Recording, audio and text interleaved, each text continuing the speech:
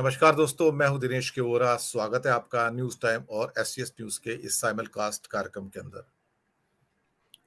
दोस्तों, भारत का लोकतंत्र किस दिशा में जा रहा है? क्या ये लोकतंत्र वैसा ही है जिसकी कल्पना हमने की थी? क्या ये वही लोकतंत्र है जिसके अंदर सबको न्याय मिलने की बात हुई थी और सबको समानता या समान अधिकार देने की बात हुई थी? या फिर इस लोकतंत्र में लोक अलग हो गया और तंत्र अलग हो गया और तंत्र ने अपना अलग रास्ता चुनकर कुछ विशिष्ट, कुछ खास व्यक्तियों के लिए सब कुछ चुन लिया और बाकी बचे लोगों के लिए छोड़ दिया 5 किलो मुफ्त का अनाज?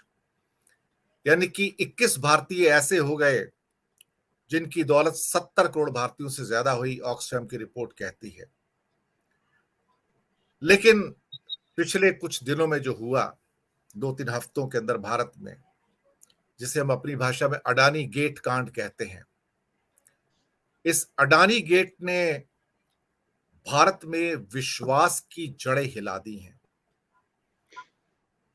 शेयर प्राइस का मैनिपुलेशन हो, नकली ऑडिटिंग हो, टूटती हुई कॉर्पोरेट गवर्नेंस हो, या जो रेगुलेटर्स हैं आंखें बंद करके और कान बंद करके बैठे हों, जुडिशरी नाम के लिए रोबस्ट हो लेकिन फैसले कभी ना दे, और दे तो सब सरकार के फेवर में।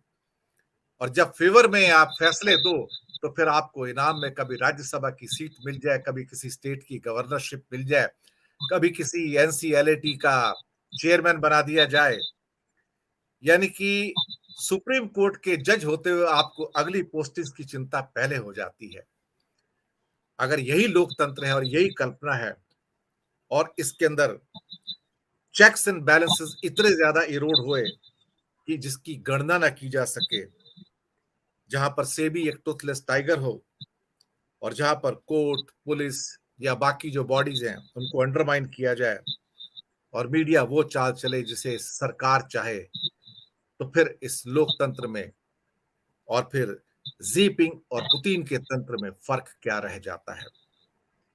चंद लोग बढ़ते चले गए, सीढ़ी से नहीं, लिफ्ट से, और बाकी 140 करोड़ लोगों को लिफ्ट तो छोड़िए, सीढ़ियां भी नहीं मिली और वो वहीं बैठे रह गए जहां थे। अडानी का जो कांड हुआ उसने भारत को एम्बेरस किया है। इकोनॉमिस्ट के अंदर जो रिपोर्ट आई है वो भी काफी, एक तरह से देखा जाए तो, हमारी छवि को खराब करने वाली है। दोस्तों, बहुत कुछ हुआ है, बातें भी हो चुकी है, लेकिन इसी पर बात करने के लिए आज हमारे साथ एक बहुत ही विशिष्ट विद्वान मौजूद हैं, भारत के प्रसिद्ध अर्थशास्त्री डॉक्टर हेमंत कुमार शाह।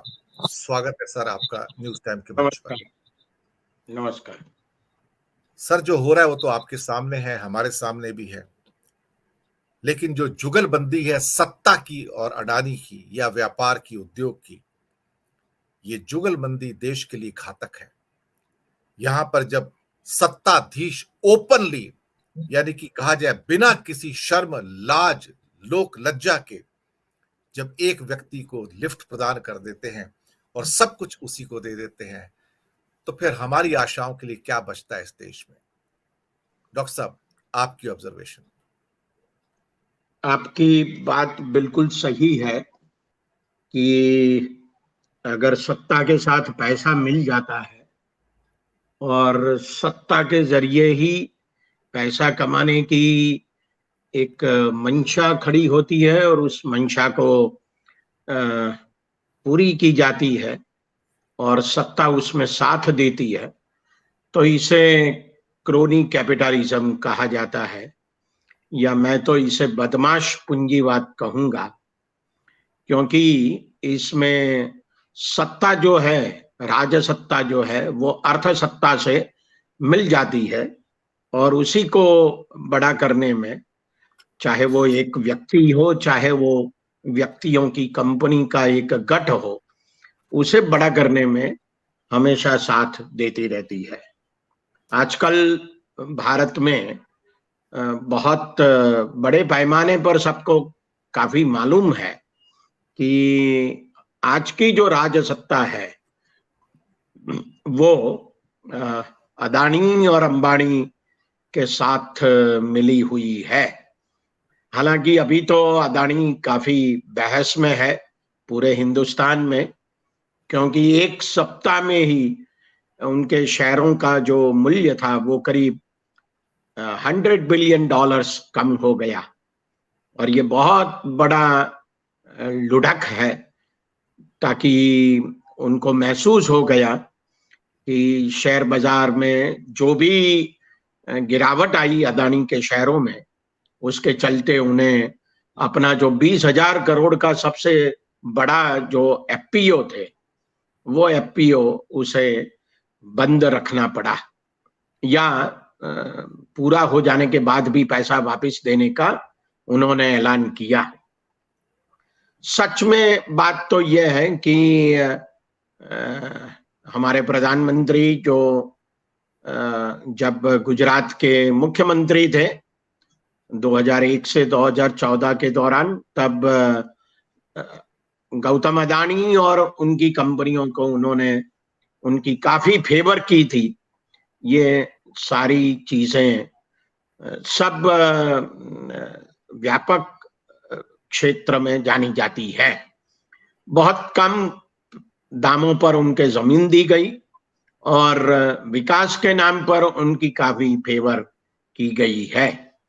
लेकिन इसके बाद जब वो प्रधानमंत्री बने, तो जो प्रधानमंत्री बनते वक्त अदानी का जो कुल संपत्ति का मूल्य था वो कितना बढ़ गया अंतिम 8 सालों में, वो सबके सामने है।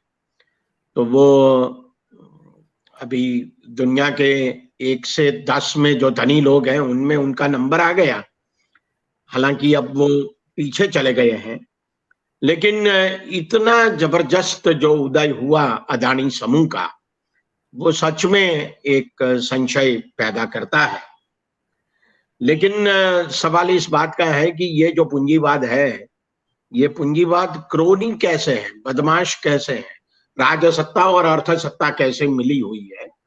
मैं तो ऐसा भी कहूंगा कि राजसत्ता, अर्थसत्ता और धर्म सत्ता, ये तीनों इसमें मिले जुले हैं, ताकि धर्म का एक अफीम की तरह उपयोग किया जा रहा है, ताकि राजसत्ता और अर्थसत्ता के सामने कोई सवाल पैदा ना किया जाए और आप धर्म सत्ता को ही अपना एक आश्रय स्थान समझे, ताकि जो राजसत्ता और अर्थसत्ता में बैठे हुए लोग हैं वो उनकी मनमानी करते रहे।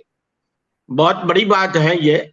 और मुझे लगता है कि पूरे हिंदुस्तान में आज जो माहौल है उसमें हम ये कह सकते हैं कि जो धनी लोग हैं वो इतने बड़े धनी होते जा रहे हैं, और जो गरीब लोग हैं उनकी आमदनी बढ़ती नहीं है, या बढ़ती है तो बहुत कम बढ़ती है, जिसकी वजह से अमीर और गरीबों के बीच का जो फासला है वो फासला बढ़ता जाता है।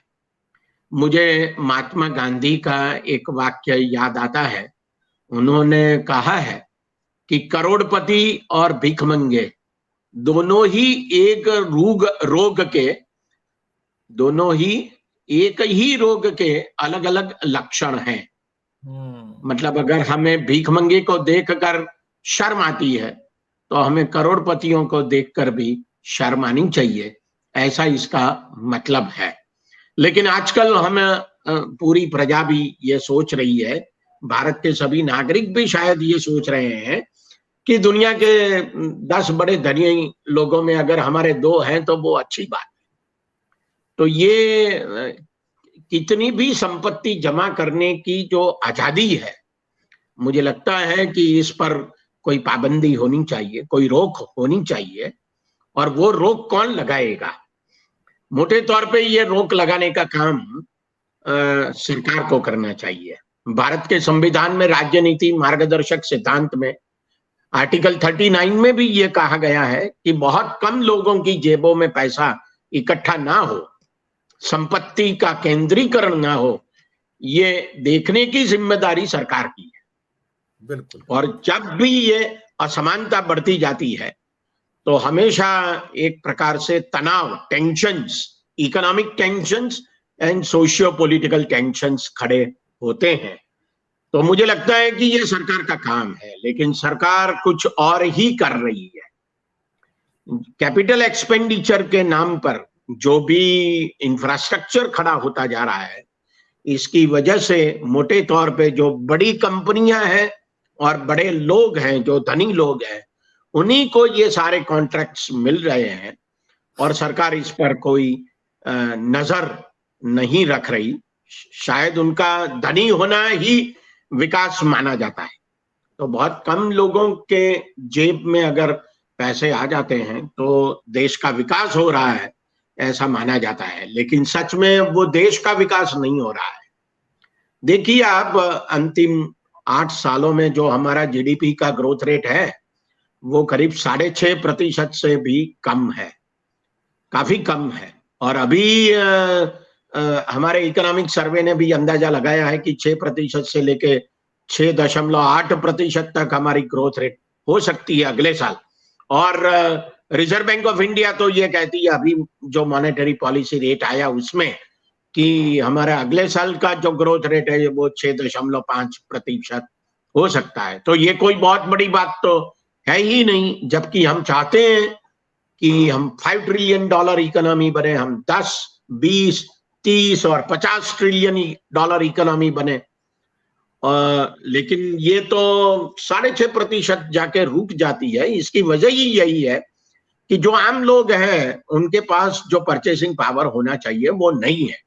तो वो बाजार में जो भी अपनी जरूरी चीजें चाहिए, उनको कंज्यूमर ड्यूरेबल्स चाहिए, वो खरीदने की क्षमता इनके पास नहीं है। अगर वो उनके पास होगी तभी जाके हमारा ग्रोथ रेट भी बढ़ेगा और जो आम लोग हैं, जिनकी आबादी करीब 80 से 100 करोड़ लोग हैं, वो सुख और चैन से सो पाएंगे। सिर्फ खा नहीं पाएंगे लेकिन सो भी पाएंगे। तो मुझे लगता है कि ये जो मामला है, अदानी का मामला, ये हमारे लोकतंत्र के लिए भी बहुत काफी दिक्कत वाला मामला है, क्योंकि कंपनियां जितनी भी बड़ी होती है उतना ही इसमें डेमोक्रेसी कम होती है। ये कॉरपोरेट गवर्नेंस का जो इश्यू है, वो इश्यू अदानी के लिए बहुत बड़ा महत्व का है। कोई भी कंपनी अगर शेयर बाजार में लिस्ट होती है तो इसके साथ एक एग्रीमेंट होता है, और उस एग्रीमेंट में जो आर्टिकल है सेक्शन 49, वो कॉरपोरेट गवर्नेंस का एक आर्टिकल है, एक सेक्शन है। तो सेबी को ये देखना चाहिए, क्योंकि SEBI is a regulator of the capital market, तो उसे ये देखना चाहिए कि ये जो सेक्शन 49 के तहत जो भी प्रावधान है वो अदानी की कंपनियों ने इसका पालन किया है कि नहीं किया है। मुझे लगता है कि जो हमारे विपक्ष है वो संसद में अगर ये आवाज उठा रहे हैं कि ज्वाइंट पार्लियामेंट्री कमेटी होनी चाहिए, तो मुझे लगता है कि वो भी होनी चाहिए। क्यों नहीं होनी चाहिए? अगर सरकार कुछ छिपाना नहीं चाहती अदानी के नाम पर, तो इसमें इसे हर्ज क्या है वो मेरी समझ में नहीं आ रहा। So we should be transparent and accountable to the citizens, not just the investors. पर सर वो तो मोदी जी के मित्र हैं, जांच कौन करेगा? सेबी तो टूथलेस टाइगर है, ईडी जांच नहीं